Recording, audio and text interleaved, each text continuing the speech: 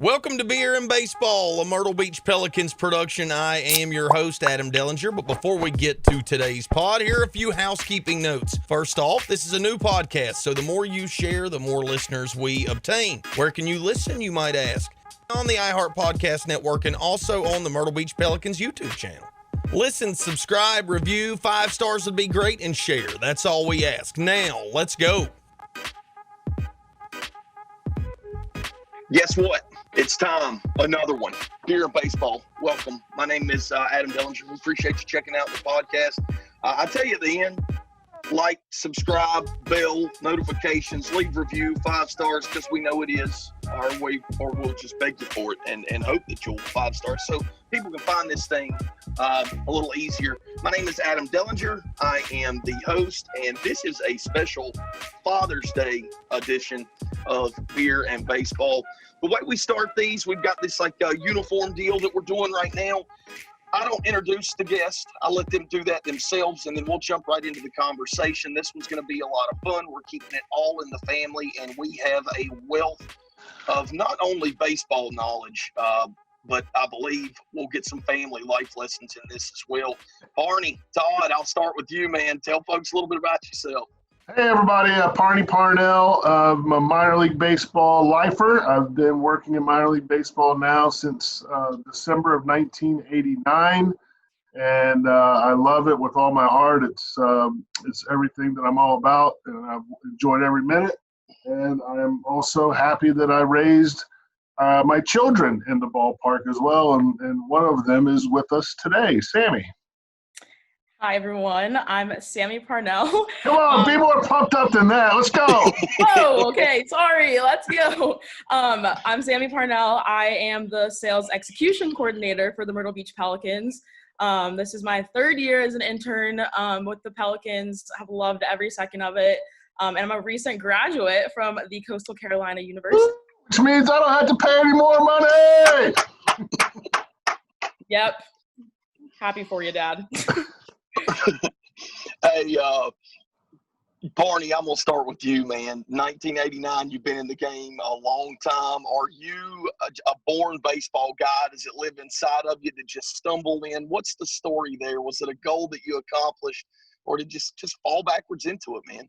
Well, like everybody, I wanted to play, but I wasn't good enough like most people. I grew up in a little town in North Carolina, and we actually vacationed a lot in Myrtle Beach as I was growing up. I grew up in Locust, North Carolina, which is in Stanley County, right outside of Charlotte.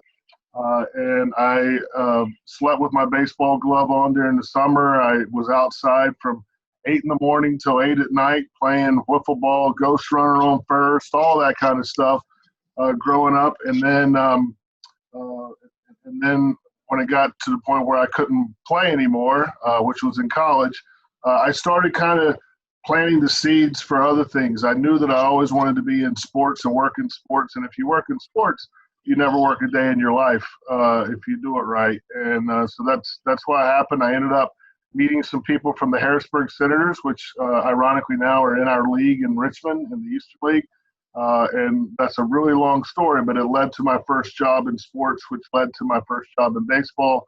And I've been going at it ever since my time with the Reading Phillies, and then on in Kannapolis and some other stops along the way. But it's been wonderful. I love every second of it. I'm not so in love with what we're going through right now, but you know what doesn't kill us will make us stronger. So hopefully this won't kill us. Hey, you know what? I've got a bio that was given to me ahead of this podcast, and I've read it 15 times because there's a lot here. I mean, they can't give you a one sheet. There's just too much stuff there. But I believe that just means you're old. That just means you're old, man. Well, I believe that it means accomplished. Yeah, and you might be old. That's on the person. That's on the individual. All right. But the thing that jumped out to me the most was the fact that you oversee day-to-day operations for 2 baseball programs. Can you just talk about that? Because you have to be one of one in that regard. No, there's other people that do that.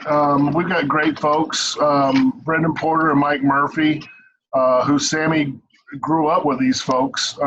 They're like her big brothers. are the guys that run our team in Montgomery, and here right down the hall in Richmond, where I'm talking to you from today, we have Ben Rothrock, who Sammy has literally known her entire life. And that's the thing about this industry. Chuck Greenberg, the Myrtle Beach Pelicans owner, often said, we're in a family business. We all just have different last names. And I really, truly think that is the case. The big thing now at my age, after 31 years, is just kind of being a coach and coaching BP and Murph down in Montgomery, coaching Benny and others here, Anthony Opperman. But it's an everyday thing. It's 7 days a week. It's 24 hours a day. The phone never stops ringing, the computers. And that's the environment that Sammy grew up in. She grew up knowing that, unfortunately, and this is when I'll probably start getting emotional, her dad's attention wasn't like, her friend whose dad was an insurance agent, but on the other hand, they got to hang out with NFL players, NBA players, Major League Baseball players, NASCAR drivers. So it's kind of give and take. But back to your original question, Adam, at this point, it's like the musician that's been on the road for 30 years. The fingers on the guitar just know where to go. And, I wake up every day and I get to work with these two great teams and people that I love. And even in pandemic times when we're shut down, it's still a life that I love with all my heart. Sammy, I wanted to follow up maybe on that by asking you, like, you grew up around the sport and you grew up around all of these athletes, and I've been in radio it's been my career from the time I was 23 or 24 years old, and it's all I've ever done. And I get jaded sometimes, like, we'll give away meet and greets and somebody can meet Carrie Underwood or whatever. And like, I just don't care. Like, I just don't care at all. And I don't even want to go. Sometimes I have to go because, like, somebody has to be the handler or whatever for the people that we give this stuff to. Were you ever jaded, or are you jaded now because you grew up around the sport so much, Sammy? Yes, 100%. Actually, it's funny. This is a great question because Dad used to have this phrase that he would always say to us. He would always say, "We're friends, not fans." And so I grew up hearing that, like saying, like, this person, yeah, he's really famous, but we just need to, treat him like he's normal, whatever. And so, yeah, I grew up learning friends, not fans. And so I think that definitely has jaded me a little bit, but appreciative of that because it's helped me kind of understand, like, how to treat famous people, I guess, because, they're normal people too. You don't have to be super shocked, but yeah, definitely friends, not fans. That's what I grew up on. Well, you know what, Sammy, what's crazy is that I don't know what's going to make it into the podcast from before the official start when I welcomed everybody, but you and your dad were sharing a story about, long-time Hall of Fame, great relief pitcher, Lee Smith. And was that just something that you went to? Just like something that, because to me, you guys are telling the story, and I'm geeking out, and I'm talking about his fastball and his movement. But I felt like you guys were just sort of there because it was something you were invited to. Yeah, there are things that we go to like that. Like Jerome Bettis, we went to his Hall of Fame induction as well. And that was a super cool opportunity. Like, loved that a lot. But also my sister and I, we talked a lot about the Aerosmith concert that we went to at the Jerome Bettis Hall of Fame induction because that was like a part of the whole event. So my sister and I went to the Aerosmith concert that was like a part of that whole shebang. And we talked more about that than the whole other ceremony where he got inducted into the Hall of Fame. So it's just funny because we do these things and we have these opportunities and we're obviously very appreciative of it, but it's just one of those things that we just kind of do it.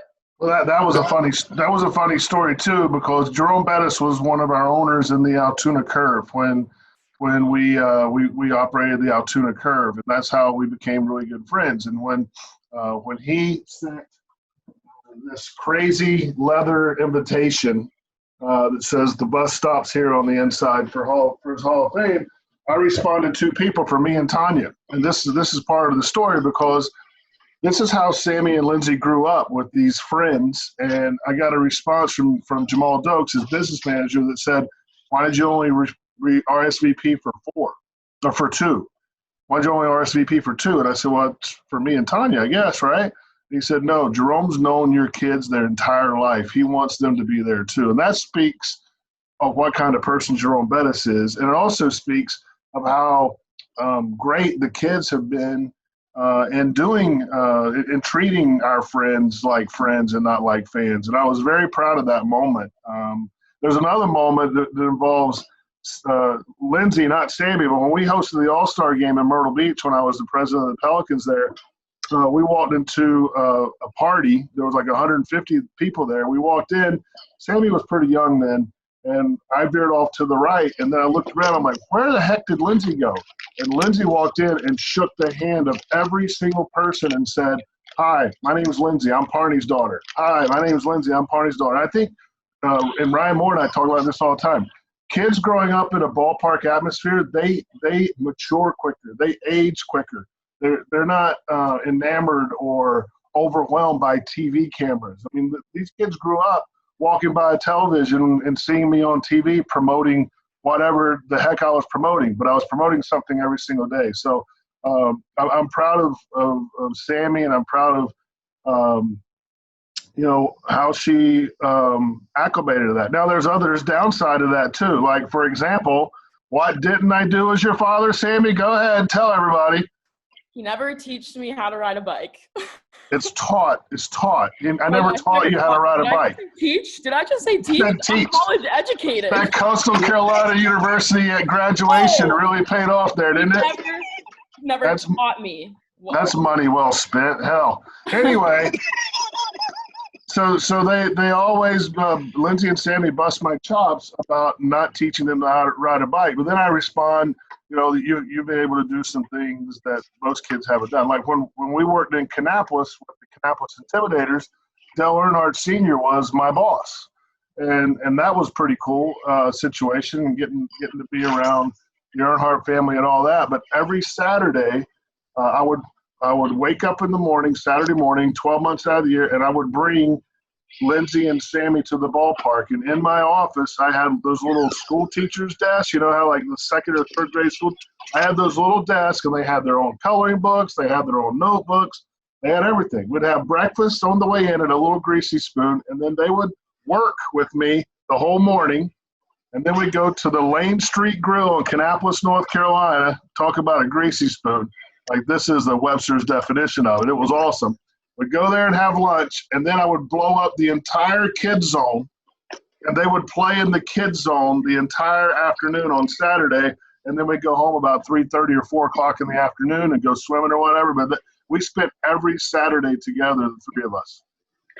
Sammy, to that point, did you have to actively make a decision that you were going to work in baseball and follow in your old man's footsteps, or was it something that you knew you were going to do at a young age, like during some of these times that your dad was just talking about? It was definitely something that I considered growing up. Obviously, like, the ballpark is one of my favorite places to be.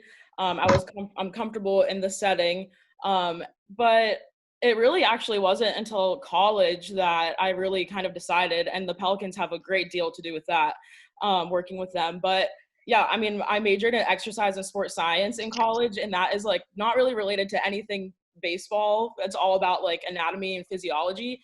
So I think that my experience actually really working in the ballpark and working in the environment with the Pelicans was kind of what set me up to be like, okay, this is definitely what I want to do. Because, I mean, growing up there, I was there all the time, loved it, but I don't think it really clicked until I got to work it rather than just like observe, if that makes sense. No, it makes a ton of sense there. It's way different watching your dad work and you're playing in the fun zone, and then actually now you're hands on and like all involved. I think the story's really cool. I didn't know, Kristen, if we could get Ryan on now. I mean, we're already well into it, and I want to kind of elaborate on this, raising the kids in the ballpark to you. Stand by for Ryan Moore, folks. Ryan Moore has joined. There's my buddy. Yo, Ryan, what's up, man?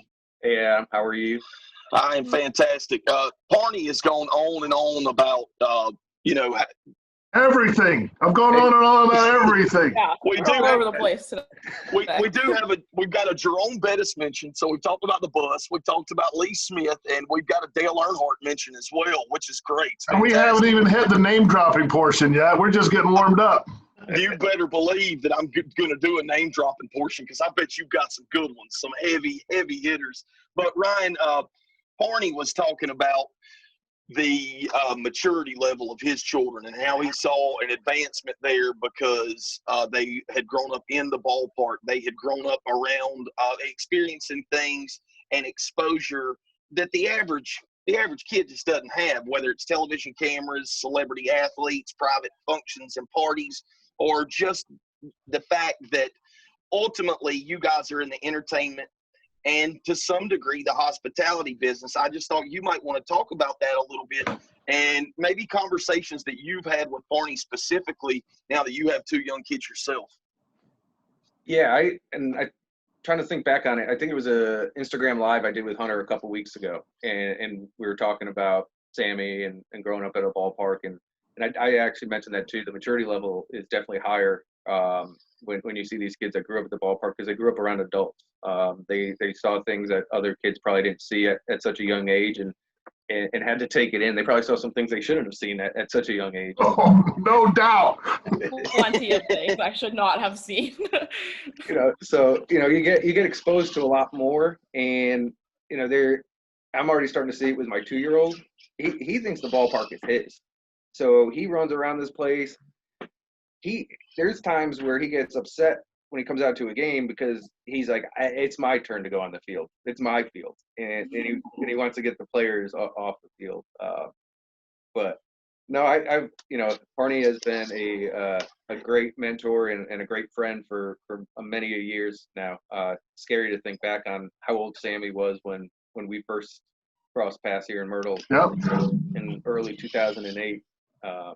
But watching her grow and now having the opportunity to have worked with her for, I think this is the 3rd year in a row, and seeing where kind of she came in at was obviously head and shoulders above your standard first year game day intern, if you will, and what she's doing for us now. She's got such a wealth of knowledge of the game and the industry and perspectives from different places too. She's heading up, a major facet of our business right now. We started a sponsorship activation execution division, and Sammy is our sole employee. I don't, only in minor league baseball would you have a seasonal intern who was planning on heading out by this time already, leading such a huge endeavor for us. But it's a credit to who she is. It's a credit to Barney for the job he did in raising her, her mother as well, and across the board.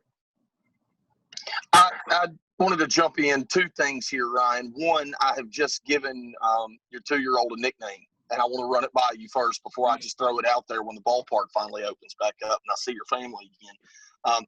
Thinks the ballpark's his, right? Oh, yeah. Young Steinbrenner. That's young Steinbrenner. I'm going to go with that. And secondly, I wanted to talk. Barney is kind of, Mr. Minor League Baseball, if you will. I thought that I would ask you about your first interaction. When did you first find out who he was, and what was that experience like? That's probably not a good story. The first time, it was probably like my 2nd or 3rd day working here. I started in February of January. I think it was February. It was the day after the Super Bowl. That was my first mistake. Is I agreed to have my first day be that Monday after the Super Bowl. So you were hungover? I came in. Yeah. And I didn't know that we were going to have our power squad from Pennsylvania in. So we had Garner, Janik, and Barney in town. And that's when I first met him. I was as green as they come. I've never dialed for dollars before, and that's what I was hired for. And then learned it was way more than that. And I think the first thing that stuck in my mind that still sticks in my mind is we're not in the baseball business. We're in the memory making business, brother. And that kind of shifted the thought of hey, we're selling baseball. No, we're selling the experience. We're selling the memories. And you start looking back internally, and for me, almost all, if not all, my early childhood memories revolved around sports, whether playing or attending with my family. And that's the mentality that he instilled in us then, and I've carried with it, because that's truly the path to success in this industry. Is if you can make people smile, you're going to make people come back. Well, honestly, Ryan, I've told a story on this particular podcast about, I think I've only got like 7 stories, and I just cycle them over and over and over again. But the one I tell about, I had a bunch of birthday parties at Ernie Shore, watching the Spirits play baseball in Winston-Salem, and then watching the Warthogs play, of course, in Winston-Salem, there where I'm from, who are on the Dash. But Go Team and Deacons. Hey, a Deeks fan. I hear you, dude. Okay. Selling memories to that point. The baseball field was so magic to me. Like I tell stories about meeting players all the time, and like, some guys would, you flame out. They never made it past single A baseball, but to me, they were like heroes. And if you would have gone back and asked 8-year-old me, like, would you like to work here one day? It seems so magical that was never even something I even attempted to pursue. Like, it was for a special type of person, and it was a different thing. And I didn't even know that was something that you could do. Now I want to transition from that and ask Sammy a question and put her on the spot here. I thought this would be a lot of fun. Now that you've got 20 years with your father and seeing how he operates and how he does things, stylistically, what do you see in Ryan now that might remind you of your father, or things that might make him drastically different? Well, enjoy that hot seat. Shit. Yeah. Whoa. There are one thing I think that sticks out that reminds me a lot of my dad with more is just how like encouraging he is through this entire pandemic situation. One thing that is definitely true is that he's been super motivational, very like a family figure, being like, if you need anything, let us know. Like, we are here for you. We're going to get to this together. And I think like that motivator aspect of both of their leadership styles is definitely something that they share. And also, I think I can say this, but they also both love to drink. So that is definitely something that I see in common with them. But yeah. Uncle Tito. Yeah. So, hey, it's called beer and baseball, baby. This is the way the podcast is built. As far as being in the hot seat, the questions today, I'm throwing some of that Lee Smith fire. All right, I'm tossing the number one. I wanted to come back to you, Adam. No, go ahead. Go ahead. One other thing you talked about, early Parney memories, and I think this might have been in Reno at the promo seminar in I don't know. I don't remember the whole thing, so it's good. So he had something about, there's future GMs sitting in this room, and he said, when you become a GM, the first thing that you should do is build a bar in your office. Because if you build a bar in your office, then it's a place people want to come to and hang out, and that's how you build relationships. So the fall after taking over as GM for Andy, I left for the promo seminar, and I had shared that story a bunch, and I came back to a brand new bar built in my office, which you can see right here. That's another takeaway, but Sammy's comment about our shared enthusiasm for alcohol reminded me of that one too. When I saw that bar in Ryan's office, the first like official meeting I had about whatever we were meeting about, Ryan, I knew that I'd chosen the wrong career path. Like, I immediately knew that. I was like, oh, well, I talk for a living. That's a great job. And then I walked into your place. I'm going to show you mine, but you can't see it. Yeah, you have a background on, Dad. Yeah, but you guys rocking these Sammy, help us bars. with that technology. Yeah. Hey, Parney, to the selling memories thing, I don't know if that's something you came up with or it was passed on to you, but it should be noted for anybody that's listening or watching right now that when it comes to putting butts in seats at a ballpark, you're pretty much the dude wherever. I can read all of these stats out for you've led an average attendance and overall attendance and list all the years out. We'll just call you the GOAT at putting people in minor league I baseball don't know. seats. I don't know about that. We've been in some good places where the fans have come, but I think one of the things that Ryan does there, Myrtle, and we do everywhere we've been is create Game 7 of the World Series every single night. One of the things I learned about Myrtle Beach is how different it was. I'd like to figure out how to get y'all back on my screen so I'm not talking to a thing. But anyway, to create an environment like in Myrtle Beach, Tuesday night's big, Wednesday night's big, but Saturday night's not. And I think they've done a great job there of adapting to the market, and that's something that's really, really important. And we try to do that wherever we're at. I think you just got to be active all the time. It's not about the 70 games.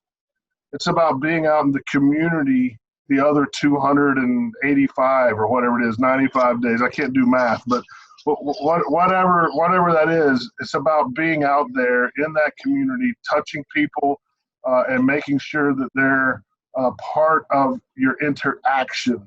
Like, I don't like it when people say, come support our team. I like it when people say, come be involved with our team. Come be connected to our team. You're part of what we're at. And I think that's what we've tried to do, wherever we've been. How active are you still promotionally? Like, now there's digital people and you've got these teams and all now, but I would assume that you have your hand right on top of all of the promotional stuff. In Richmond, I'm very much a part of it. It's something that in Richmond, I've loved becoming, one of the faces of the franchise, along with our mascots and a couple other people. I mean, in some cases, I'm actually grouped with our mascots. Like, I am one of the mascots, but I'm a real loud person. And I love that. I wear the pants everywhere, the crazy pants, and Ryan's done a great job of developing his own personal brand with his clothing wear. And, people just enjoy it. Like, you got to walk into the room and set a different tone. And, everything we try to do, we try to be three things. We try to be fun. Sammy's heard this about 7 million times. We try to be fun, we try to be different, and we try to be impactful in everything that we do. And that again, the most important part of this conversation is it's not about the 70 games. It's about 365 days a year. Like, you never, ever turn it off. And that's how that's how Sammy was raised. There's been times when the kids even call me Parney, because Parney's just who I am. I'm their dad. I love being their dad. But sometimes they would be trying to get my attention, like, hey dad, and I wouldn't turn around, and they'd say, hey Parney, and I'd turn around. I'm not really proud of that, but that's what would happen. Well, no, it just shows that you're ultra passionate about all kinds of things, like crazy pants that you said you're known for that. And what about jumping through fire, bro? We've jumped through fire. We jumped through a hoop on fire. We've got 6 pounds of mustard, ketchup, and relish poured over our heads. There's pretty much, I got my head, when Sammy was a little baby, I got my head shaved because we couldn't beat the Hickory Crawdads when I was in Kannapolis. And I sat at home plate in between games of the doubleheader, and they shaved my head down to nothing. Dad, what about the time that you didn't change for like a week? Yeah, we were on a 15-game losing streak here in Richmond, and we're on the road in Altoona, and I called our manager and said, if you guys don't win tonight, I'm coming up there. And we lost. So I went into the locker room, and I got Joe T. By the way, y'all have a great clubby in Myrtle Beach as well, another lifer, Stan.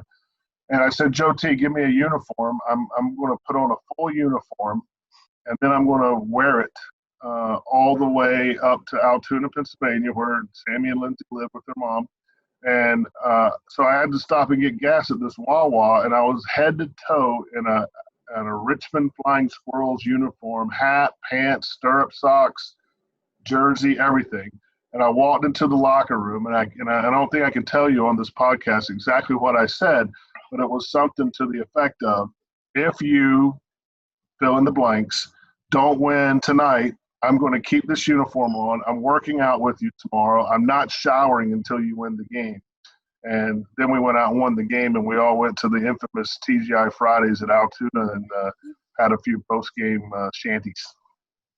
I love that. Well, and by the way, Sammy, you wanted to ask your dad about a specific memory there when he didn't change. Can you tell me something about the 999 challenge? Oh my gosh. Throw up just thinking about it. Yeah, so basically, I think it was Ryan Canella, who said that it was this great idea to try to eat 9 hot dogs and drink 9 beers in 9 innings of baseball. And I tried it because why not? But it was also, okay, in my defense, I probably could have finished it. I finished like 7 hot dogs and like 6 beers, but I was doing it in a condensed version of a game. So I think if I had the whole thing, I could have finished it. But Family, we don't do excuses in this family. You didn't do it. You were unsuccessful, and that's all there is to it. Whatever. You were raised better than that. You should have been able to accomplish that task.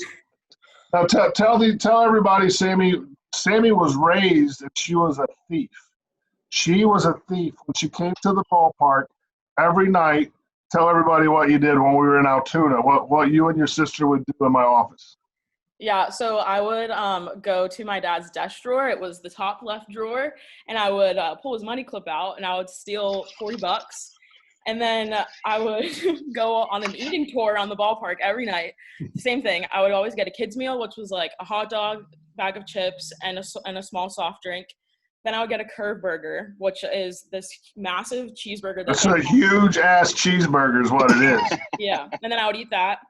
And then I would usually get Dippin' Dots after that. And then if I was still hungry, because, I mean, Ryan remembers how I looked whenever I was little. I was really short and I was pretty chunky, so I could put it down. I was a big eater. So if I You was looked like the number 0 when she was growing up. Yeah, 2 by 2. And if I was still hungry after that, I would eat a grape snow cone. So.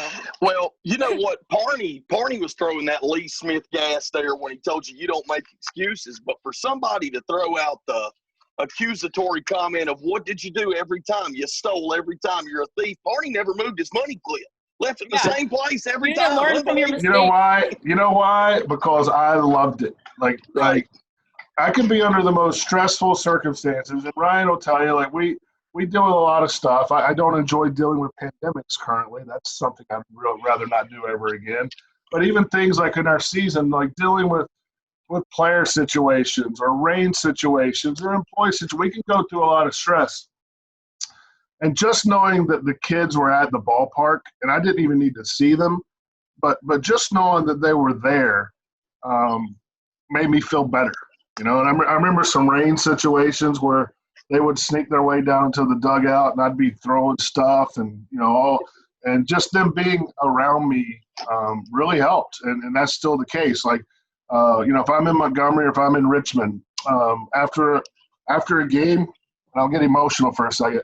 After a game, getting that phone call from Sammy and us comparing notes, or even last summer when she was interning in Montgomery, going to a bar and sitting at a bar with your daughter and having some drinks and saying, well, what did you see tonight? Well, that promotion was messed up. Or, hey, Dad, the third light pole has 2 lights out, or whatever it might be. She's so observant when it comes to the game experience and the physical ballpark, and just being her teammate, standing at the gates and telling the fans, thank you for coming to a game, and looking to my left.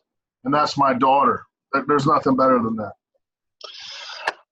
And Ryan, I know that you've got to bounce. Is Ryan still on, Kristen?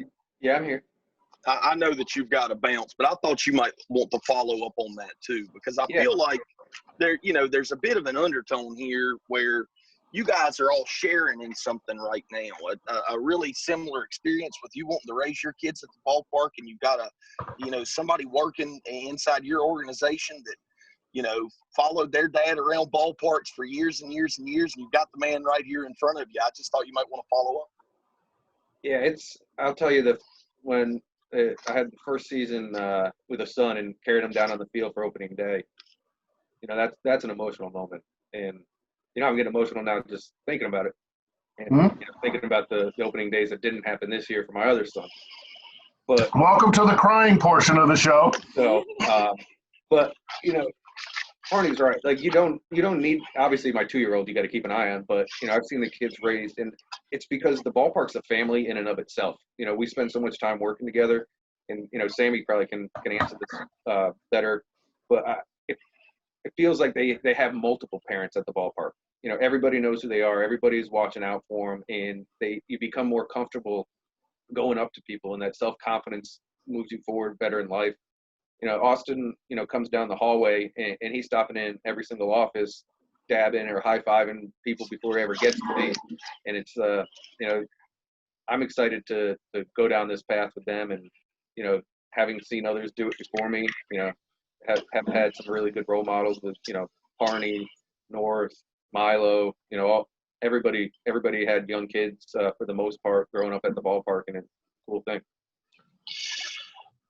Parney and Ryan, thank you so much. That was well said. Parney, how much do you love, because I asked the question about being jaded earlier, how much do you love baseball as a sport still today, or do you have to balance that with the fact that it's a business for you? Like, because I just feel like I'm a massive baseball fan, and I look at baseball way differently than you do because it's your thing, right? So I just look at baseball as, to me, Ronald Acuna is the best player in the league, and I'm excited to watch Atlanta get back on the field, and Freddie and Ozzie and all those dudes, and they're just like superstars to me. But you're in the thing. Do you still love baseball the same way?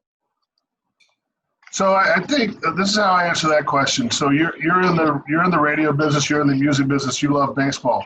I'm in the baseball business. I love music, and I love the music business, and I'm I have a lot of fans that are I have a lot of friends that are in bands all over the country, and I follow music just like you probably follow the Braves, right? And I still love baseball, but what I love about baseball isn't what the fans love about it. I love watching Adam Duvall come to Richmond and play third base and develop into a Major League Baseball player and for the San Francisco Giants. And Sammy and I take a road trip to Philly. We sit in the first row behind the Giants dugout, and we watch the game, and then we go back to the team hotel, and Joe Panic and Adam Duvall come to our room to have a couple beers with us. Sammy wasn't drinking, though, at the time. She was only like 15. And I remember this like it was yesterday. I was talking to Doovie and Panic about their roles in San Fran. They both had just gotten, this is 2014, to the big leagues. And Sammy goes, Doovie, can you move to your left? Sammy was sitting on the bed because we had Sports Center on, and Adam Duvall hit his first Major League home run, and Sammy was in the room talking to the guy who she was watching on Sports Center.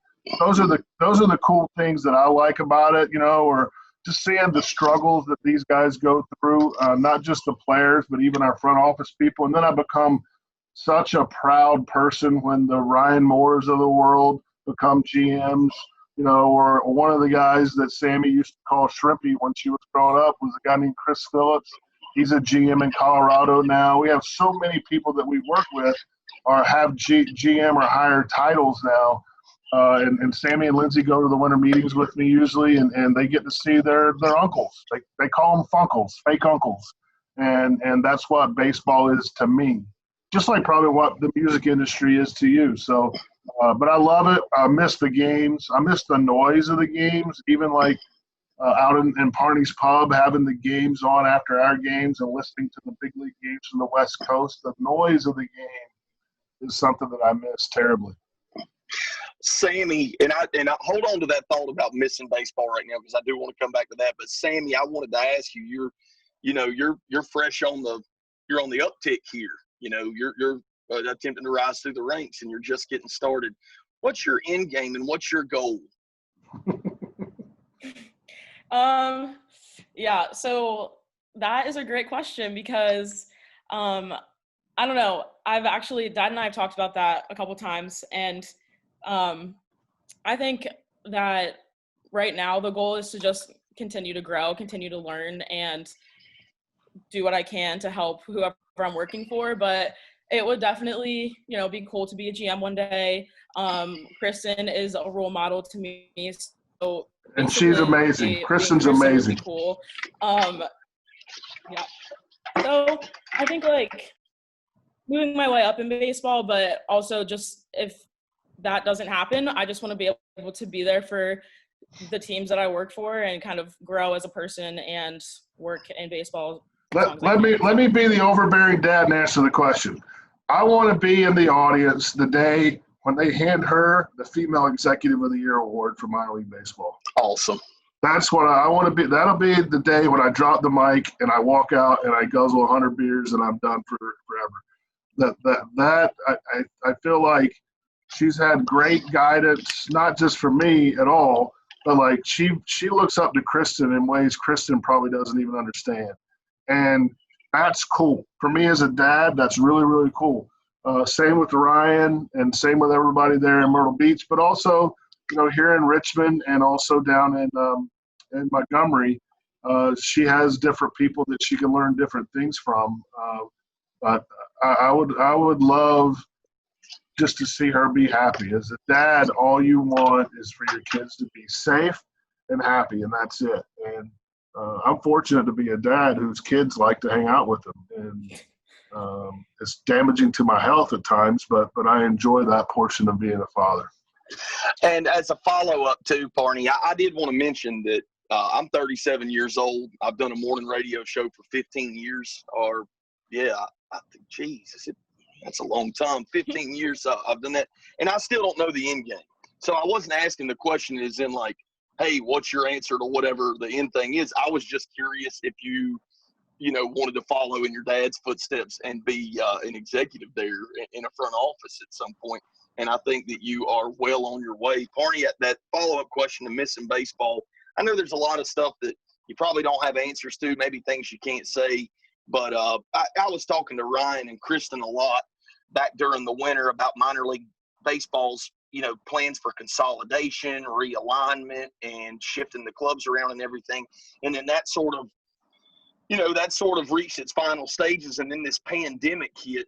Where are we at with all of the consolidation stuff? Is that going to be an ongoing talk once baseball resumes at some point, or is it tabled for what's the deal? Well, this industry is probably in my 31 years never been under so much duress. And I've talked specifically about the minor leagues. There's so many things happening, not just the major league, minor league negotiations where contraction was mentioned, but also the Players Association has a deal they got to make with MLB, and the umpires are making a deal with MLB. I mean, MLB's got a lot on their plate right now. And I think what I would hope as someone who's worked in this industry for a long time is that people do what's best for the game. People throw that phrase in the best interest of baseball around like it's an actual baseball, but I would really hope that people do what's in best interest of the game. And right now, in my opinion, what's in the best interest of baseball is for baseball players to start playing baseball. Look at what NASCAR did. Did you hear any NASCAR driver or NASCAR owner, any official from NASCAR bicker about money or anything else? They said, we got to get back to racing. Let's figure it out and let's get back to racing. And I hope that that's what ends up happening with baseball at the major league level and also, of course, at the minor league level when everybody's in a safe space that we can do that. But we got to get back to giving fans a respite from their normal everyday life. And that's what we do. When you come to our ballpark for 3 hours, Adam, you're forgetting about something that happened on your show that morning, or you're forgetting about the rift you have with a relative, or whatever your problems might be. You're forgetting about those because some medium fat dude wearing funny pants is sitting out in the outfield trying to catch tennis balls being shot from the top row of the field, and he's falling all over the field like a fish out of water, or there's another promotion that makes you laugh or whatever. That's our job is giving people time off from their brains and from their daily life, and we need to have that forum to be able to do that. Sorry, that was a little preachy, but we got to get back to doing what we do. Again, when it's safe, but for there to be no baseball this summer, to me, would be tragic. Well, I want to follow up with that too. I don't know if you saw Tom Glavine had a great quote about 2 weeks ago, and Tom Glavine was the Players Union president when they were trying to resume from strike, and he said that the most damaging thing that happened during his time as a player was publicly speaking about, disputes with pay. And that strike and the players talking about pay cuts and things of that nature publicly really knocked baseball off of the uptick that they were on in popularity at the time. And a lot of people argue that baseball was never able to rebound after that strike. Now, I don't agree with that entirely, but Glavine's quote was along the lines of basically telling the players now and the players organization and the union to not talk about money publicly, because the fans' perception is going to change about the way they feel about the players, and they'll be less apt to spend money on tickets. Would you agree with that, Barney? Hey, people that can't pay their rent right now don't want to hear a guy making $10 million a year talk about getting his. Right. People that can't afford, as my dad and Sammy's grandfather always says, people that can't afford to pay attention because they're so broke. That was one of my dadisms. People that can't afford to pay attention don't want to hear about millionaire problems. They don't want to hear about billionaire problems. I think Glavine's spot on. I think that a lot of the older retired guys have come out publicly and said stuff about just playing, and I think they probably learned from some of their mistakes too. And I think that's our role as older people, right? As veterans, is we didn't do everything right. Sammy can learn just as much from the things I did wrong as from the things I did right. And I think that's she's agreeing with me, as you can see. But I think that's really important. And hopefully everything will work out right, and we'll get back to what we were put on this earth to do, which is to work baseball games and make people make memories, help people make memories. And one more really nerdy baseball question, just because I'm such a fan, and it's nice to have somebody that's been around the sport for so long. What does this do for a top prospect in, say, your organization right now, not getting at bats and the long-term setback for what's going to happen to some of these young guys, man? Hurts them a lot. And, guys that are AA, AAA, border, back and forth, or AAA big league guys, not being in their normal routine right now, not being making those daily strides, because it doesn't happen overnight. I mean, the Mike Trouts of the world are few and far between, but there's a bunch of guys that are out there grinding every day just to get that big league minimum for a year. And Sammy's nodding her head because we've had guys live at our house through the years that were those players, the guys that ended up being in the big leagues, like manager Steve LaRue, the Pelicans. He lived at our house when Sammy was growing up. He made it to the big leagues for 2 months, and he played in the minors for 14, 15 years. So there's no winners in any of this. This pandemic has caused no one to win. It's causing everybody to be out of sorts and everybody to be, not their normal selves. But our only choice is to fight through it on a daily basis. So, and that's so well said, and I appreciate you taking the time to talk to a nerdy baseball fan. And, that's all right. I love it. Give me some insight. I wanted to make you proud, Dad. All right. So, Sammy, tell me about this storyboard presentation from orientation this year. I think your dad would like to hear about that. I'm sure he already knows, but I know he'd love to hear about it. Oh yeah. So at intern orientation, we had to create a timeline that had basically pictures like from where we started, born, raised, the timeline of our lives and how we got to where we were today. Mine was pretty catered towards baseball, I think, because that was how I grew up. That was where I was as a child all the time. And that's why why I am here. I think if I had a different dad, I wouldn't be here, obviously. So like that is a big deal has a lot to do with my timeline, just because growing up at the ballpark definitely shaped who I am. And But it also shaped, I'm sorry I'm talking so much, it shaped where you went to college. When I was the president of the Pelicans, Sammy was really small, but she always said, I want to go to Coastal Carolina. I want to go to Coastal Carolina. Then when she was a senior in high school, I'm like, where are you going to school? She's like, I've been telling you for 12 years. I'm going to Coastal Carolina. And lo and behold, she went to Coastal Carolina. Yep. So, yeah, the timeline was like, oh, I used to play soccer, but I did this at a baseball field with my dad. I did this in high school, but baseball, like lots of baseball. It's part of my life. So.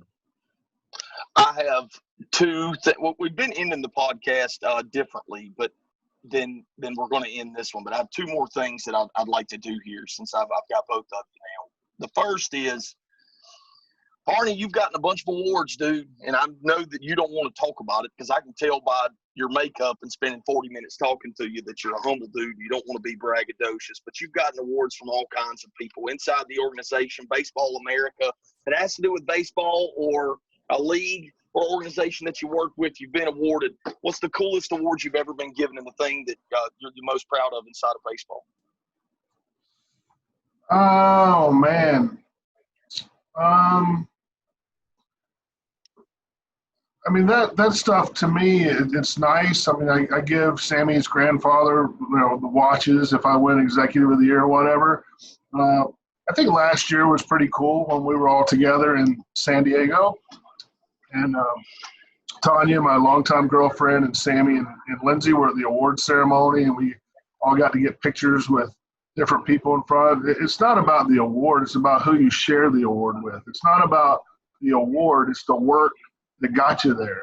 And I'm all about the process and the daily grind and getting stuff done. And if all that other stuff happens, it should be shared.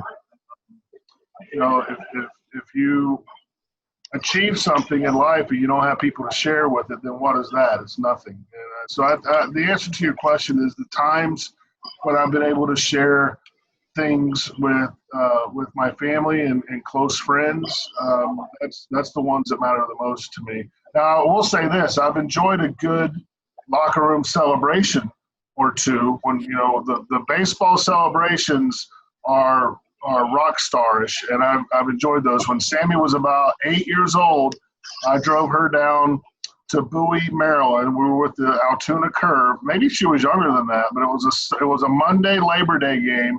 We had to win it to be in it, Adam. And we took the family minivan all the way down to Bowie, Maryland from Altoona, Pennsylvania. Me and Sammy and our home plate usher, Joe, and one of our season ticket holders, Leo. And we won the game, and Sammy, as an 8-year-old, stood at the locker room door and handed the champagne out to players as they walked into the locker room. And that was a cool moment for me. Even though she was like 8 years old, she probably should have been handing out champagne. But then later on in life, when the Richmond Flying Squirrels in 2011, we clinched a playoff spot in Altoona, Pennsylvania, of all places.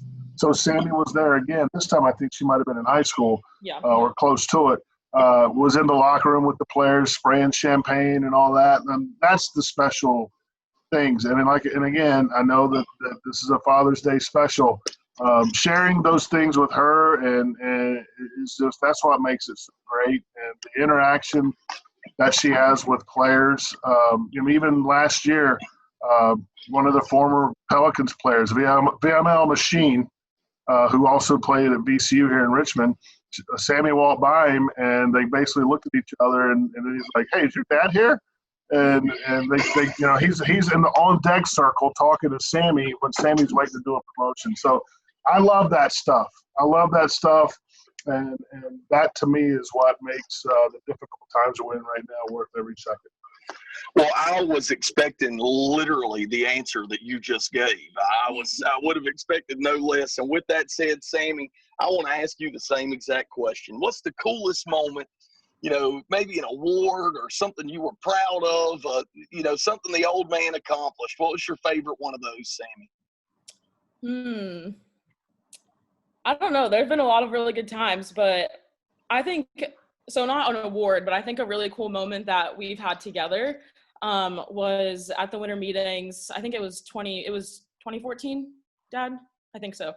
We were in the winter meetings, and that was right after the Giants had won their third World Series. 2014. And we went to the Giants party that they had for all the teams, all the affiliates and everything. And we got to just sit there and look at all three of the World Series trophies. And it's not that moment that I was like, wow, that's so cool. It was really cool, but Felipe Alou was there. And we had a conversation with him for a long time, the three of us, just talking back and forth about different things. And it was just kind of a cool moment that, like, we were in that space and just had those times together. But gosh, there are so many fun times and so many things that I've been proud of Dad for. Well, you're leaving out that story that night. So Bruce Bochy, who's a great friend of ours, Bruce Bochy actually sent Sammy a video for her college graduation last week, or whenever it was, last month.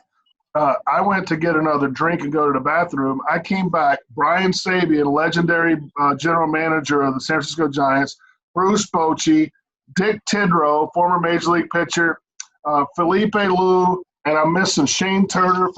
There was like 8 guys at the table with Sammy, and there was no chairs there. And I'm like, where the hell am I supposed to sit? And then Coach turned around and said, we're having a good time talking to Sammy. You could beat it. You go somewhere else. So Sammy ended up sitting there with literally hundreds of years of baseball experience, holding her own, talking baseball, and they all love her. I mean, they send her texts, they send her videos.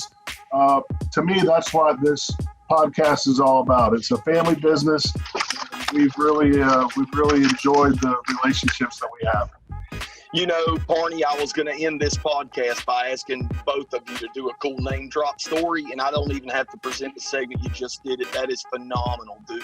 All of those, those are baseball legends, inside and outside of the game. I appreciate you guys so much. Sammy, it's always a pleasure to see and speak with you, and I cannot wait for the gates of that ballpark to open up and come see you in person, hopefully down on the diamond or in the clubhouse or at Ryan's Bar. And Barney, it was a pleasure meeting you for the first time.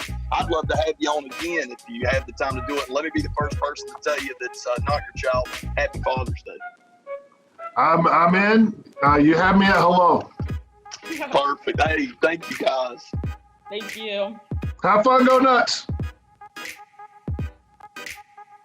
For more beer and baseball, subscribe to our podcast and the Myrtle Beach Pelicans YouTube channel. You can also follow the Myrtle Beach Pelicans on Twitter, Instagram, Facebook, and TikTok. Until next time, cheers.